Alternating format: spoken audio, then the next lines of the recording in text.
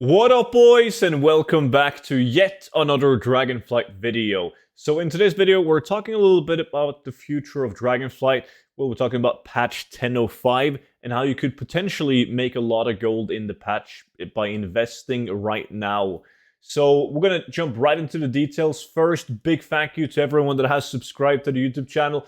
We're so goddamn close to 100,000 YouTube subs. It's absolutely insane. So from the bottom of my heart, thank you guys so much for subscribing to the YouTube channel and for consuming all of my content. It really does mean a lot to me. And as promised, as soon as we reach 100,000 YouTube subs, I'm going to do millions of gold in giveaways to you guys, the subscribers. So make sure to sub down below, and that way you'll enter the giveaway. But also, you'll basically get notified whenever I upload a video, so you don't need to miss out on opportunities like this. And a special thank you to everyone that has picked up the 0 to 10 million gold guide. Support on that has also been mind-blowing. Ever since I released the guide over 2 years ago, you guys have supported me by picking up the guide, giving me feedback. So I've been able to improve the gold guide to what it is today. And the best part about it is the fact that if you do buy it today, you'll get it for 50% with the code Dragonflight. But also, you get every single future update that I do to the guide for free. So whenever there's a new patch or even a new expansion, I'm going to update the gold guide and it gets sent directly to your email for free. So make sure to check that out with the link down below in the description and pinned comments. Now, what I'm talking about today has already been added to the gold guide ages ago, back when it first became a thing to make gold on. And we're talking about this right here, the Mage Tower. And the Mage Tower is now available for testing on the PTR.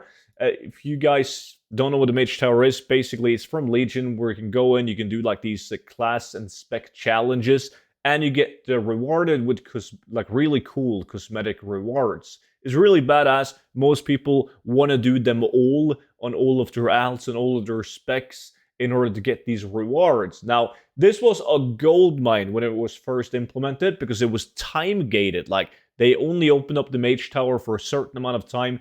And the best way and easiest way to complete these challenges was actually to use scaled up gear, right? So you would run in, since it's Legion content, and you would equip yourself with just like crafted gladiator gear from Panda, and you would gem it with all the gems, the best gems you could put in that gear slot, and you would also enchant it with old school enchants that scaled really well, and you would just crush through it. It was way easier than using current content gear on the challenges. Now, they then listened to the community, and the community wanted just the Legion Mage Tower challenges to be active forever. And Blizzard was like, all right, fine, you guys get to play it throughout the expansion. The prices on all of these items that people wanted to do the Mage Towers, they slightly went down because now there was no sense of urgency, right? But now we have Dragonflight, a very successful expansion. A lot of people have come back to the expansion. So they didn't get to like redo the Legion Mage Towers in Shadowlands. So now all of those people are going to want to get those Mage Tower rewards. And a lot of people have also started playing like new classes, new specs, so they might want to complete it again.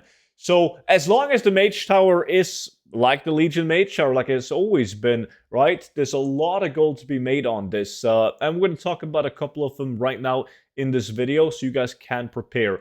But however, there's obviously a risk to this, right? There might be a new meta where people figure out how to do it even easier using different gear, different enchants, different gems, like the whole shebang.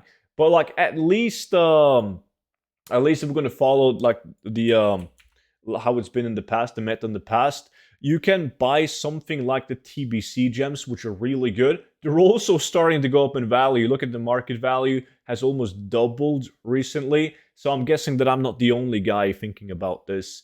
We also have the green gems with crit versatility, for instance. They have gone up an extreme amount. There's not a lot of sell rate on these yet, right? Like at 75, 100 sold on average in the region. And then you also have like basically all the epic gems from TBC, because that was like the cheapest version that you could have multiple gems of, right? So these sold the best back in the days. This one as well, Deadly Pyrostone, also gone up by almost double. Inscribed Pyrostone, 48% increase. Potent Pyrostone, 20% increase. So obviously when I bought these, they're really cheap. And if they don't go up in value any further, because people won't really use them in the Mage Tower this time around, you're still going to make you go back by just selling them at whatever you purchased them for. So for me personally, it's worth the risk, because these gems, they sold for a shit ton back in the days. Like, you could sell any of the red gems for like 5 to 750 gold each. So I'm making a killing if I'm right about this. But it doesn't stop there, obviously. Like, as I said, the meta back in the days in Shadowlands was to use the crafted gladiator gear, and you had to scale that.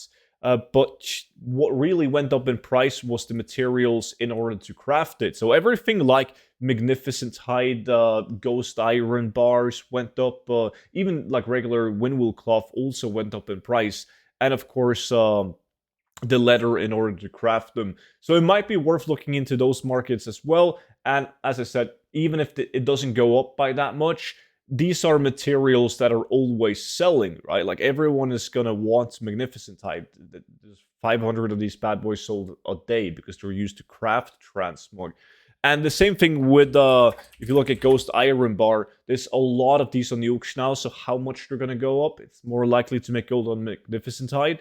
But these as well, like, look at the sell rate on these, 110k. Like, they are insane. So investing into these, they don't need to go up a lot. If they go from 7 gold to 10 gold and you invested, well, if you bought a shit ton of them, you'll still make decent gold. But I just figured that I will let you guys know in case you missed that part. And seeing that the prices have already started to go up, it might be good to jump on it now if you decide that this is for you. But this is by no means not a no-brainer. Like, shit, buy this, you make gold regardless.